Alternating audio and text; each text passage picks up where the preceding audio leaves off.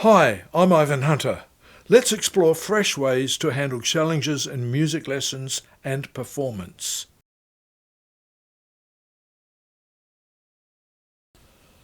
Let's talk about recreational players. You know, folks who make music for the sheer joy of it, not because they're aiming to make it their career.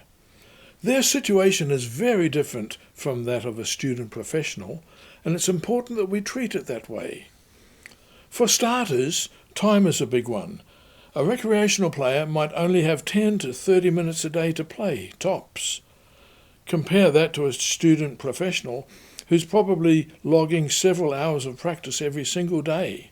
So, no, a recreational player doesn't have time for a 1-hour warm-up routine, and they shouldn't feel guilty about that. Then there's repertoire. The music a recreational player wants to play is usually totally different from what a student professional is working on, and that's great. It means that we can tailor our teaching approach depending on the player. In fact, I like to think of it as two different streams of teaching. There's a traditional route, which I call the achievement model. This is your classic conservatoire-style path. Set curriculum, set exercises, clear benchmarks.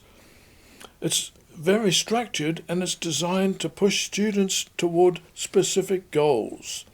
That's great if you're preparing for recitals or exams, but it's also a system where it's totally possible to fail, which can be pretty discouraging. Then there's what I call the recreational model. This one's a whole different mindset. It's student-led, meaning the player brings in the music they love and the teacher helps them build skills through that music. It takes a bit more experience and flexibility from the teacher because you need a solid knowledge of music and repertoire to adapt on the fly, but it's so worth it. Here's the best part. In the recreational model, the student can't fail. They're playing because they love music, not because they're aiming to ace an audition or land an orchestra job.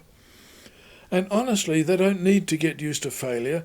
This isn't about thickening their skin. It's about keeping their musical spark alive.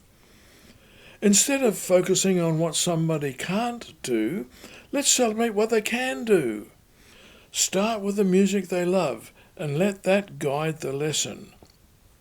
Sure, technical challenges will come up, and when they do, we can work through them, whether it's with targeted studies or just slowing things down, singing the lines, fixing fingerings, you know the drill.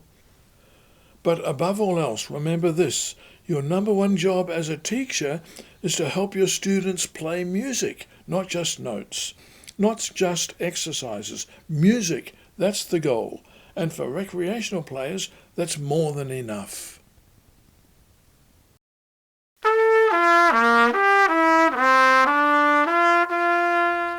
Thanks for watching. I hope this gives you food for thought.